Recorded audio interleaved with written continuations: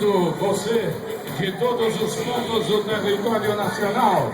Bem-vindo principalmente você daqui da nossa querida e famosa Copacabana. Bem-vindo você, Rio de Janeiro. O Brasil e o mundo estão hoje com os olhos voltados para Copacabana, Rio de Janeiro, porque a vitória começa aqui. Vamos vencer no Rio para vencermos no Brasil. Daqui a pouco, o presidente que vai mudar o Brasil.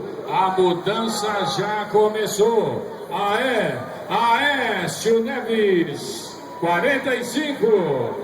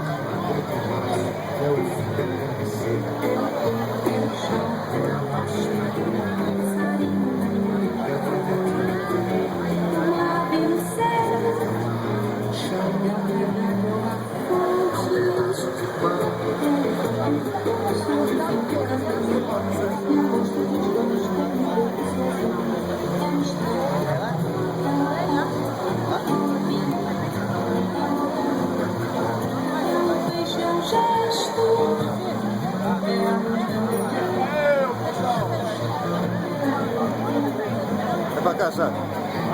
Sai.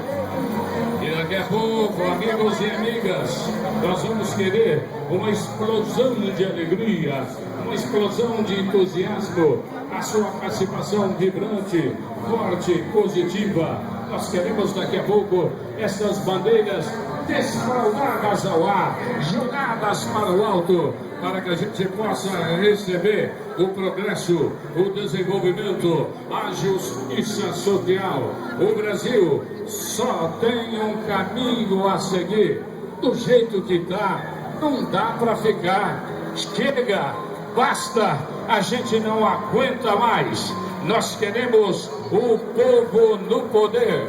45, Aécio, presidente do Brasil.